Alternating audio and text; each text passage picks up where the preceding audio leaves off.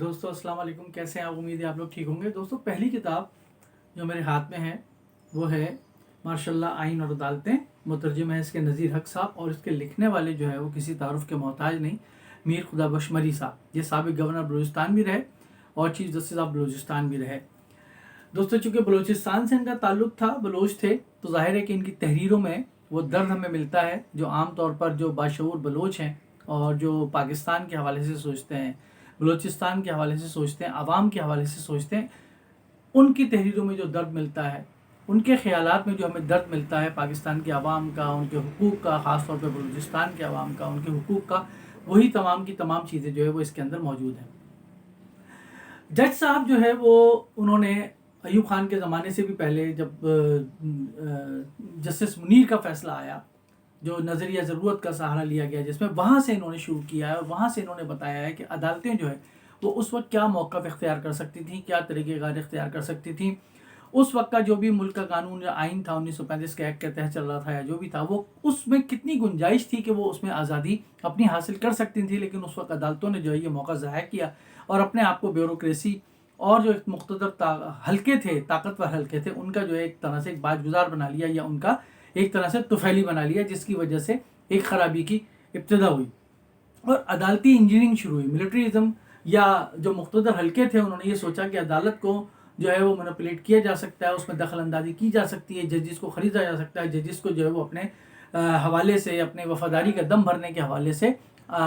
حلف اٹھانے پر مجبور کیا جا سکتا ہے یا ان کو لالچ دی جا سکتی ہے۔ پھر اسی طریقے سے یہ ایوب خان کے زمانے میں جو عدالتی مسائل چلے بلوچستان کے حوالے سے، اس کا ذکر انہوں نے کیا ہے۔ پھر یحییٰ خان کے زمانے میں، پھر تقسیم جب 1971 کے اندر بنگلہ دیش ہم سے الگ ہوا تو اس کا ذکر بھی انہوں نے بڑے درد مند طریقے سے کیا، اور اس کے بعد پھر ضیاء الحق کے زمانے، بھٹو صاحب کے زمانے میں، پھر ضیاء الحق کے زمانے کے اندر انہوں نے کافی چیزیں اس کے اندر لکھی ہیں۔ گو کہ یہ کتاب کافی پرانی ہے، 1992 میں فیروز سنز سے یہ شائع ہوئی تھی، اور میر خدا بخش مری صاحب نے کہا ہے کہ جب انہوں نے اس کتاب کو مسودہ یا کراچی میں کسی پبلشر کو دکھایا تو انہوں نے کہا کہ ٹھیک ہے جی، ہم اس کو شائع کریں گے، لیکن یہ شائع نہیں ہوئی 1992 کے اندر، اور وہ مسودہ جو ہے وہ دبا کے بیٹھ گیا پبلشر، لیکن انہوں نے کسی طریقے سے اس کو حاصل کیا۔ پھر اس کے بعد لاہور کی پبلشر کو بھیجا اس کتاب کا مسودہ، انہوں نے بھی شائع کرنے سے معذرت کی۔ پھر یہ کہتے ہیں کہ میں نے فیروز سنز کو بھیج دیا اور فیروز سنز نے اس کو آرام سے چھاپ دیا۔ جج صاحب کی انگریزی کتاب ہے یہ، جس کا یہ اردو ترجمہ ہے، ماشاء اللہ آئین اور عدالتیں، جج میں اسپیک، اس کا جو ہے سلیس ترجمہ ہے۔ تو اس کے اندر ضیاء الحق کے زمانے کے اندر بلوچستان ہائی کورٹ نے، اصل میں انہوں نے ذکر کیا کہ بلوچستان ہائی کورٹ کے اندر جب یہ جج تھے تو انہوں نے کتنے بولڈ فیصلے، کتنے آزادانہ فیصلے کیے، اور اس کی پاداش میں ان کو جو ہے وہ نکلنا بھی پڑا ضیاء الحق کے زمانے میں، جب ان کو عدالت سے برخاست کر دیا گیا، جب انہوں نے پی سی او کے تحت حلف نہیں اٹھایا۔ تو حالانکہ شریف الدین پیرزادہ صاحب نے انہوں نے لکھا ہے کہ ان کو کافی دلجوئی کی اور ان کو کہا کہ تمہیں یہ بنا دیں گے، تمہیں وہ بنا دیں گے، لیکن انہوں نے جو ہے وہ جو دیگر ججز تھے، درا پٹیل وغیرہ جو تھے، ان کے ساتھ دینا انہوں نے مناسب سمجھا، اور انہوں نے جو ہے وہ ماشاء اللہ کا حلف نہیں لیا، پی سی او کے تحت حلف نہیں لیا۔ انہوں نے بہت سارے دلچسپ مقدموں کا ذکر کیا اس وقت کہ جس میں ماشاء اللہ کی عدالتیں جو ہے وہ براہ راست انوالو تھیں، اور بلوچستان ہائی کورٹ میں اور ان کی عدالت نے جو ہے وہ بڑے بولڈ فیصلے لیے۔ مثلا اس میں ایک عبدالحمید بلوچ،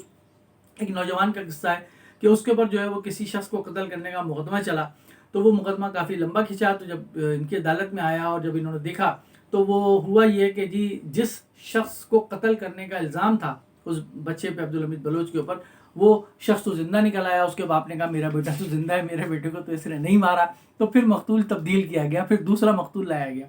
جب دوسرا مقتول لایا گیا تو کچھ عرصے کے بعد معلوم ہوا کہ جی وہ مقتول بھی زندہ ہے، لیکن کسی بھی طریقے سے انصاف کے تقاضوں کو پیش نظر نہیں رکھتے ہوئے اس کو، بچے کو جو بلوچ کو جو ہے وہ پھانسی پہ چڑھا دیا گیا۔ تو انہوں نے کافی فیصلوں کا ذکر کیا ہے کہ جہاں پر ضیاء الحق صاحب نے رحم کی اپیلیں مسترد کر دیں اور پھانسیاں ہوئیں اور کوڑے کھائے اور جیلیں کاٹی لوگوں نے۔ تو میر خدا بخش مری صاحب کی یہ کتاب کافی پرانی کتاب ہے، مجھے تو خیر پرانی کتابوں میں ملی تھی، لیکن میں نے کہیں اس کو پی ڈی ایف میں بھی دیکھا ہے، یہ کسی نے پی ڈی ایف میں بھی بنا کے ڈالی ہوئی ہے، تو اگر آپ کو کہیں سے دستیاب ہو جائے پی ڈی ایف میں تو اس کتاب کو ضرور پڑھیے۔ ایک بلوچستان سے تعلق رکھنے والے صاحب علم،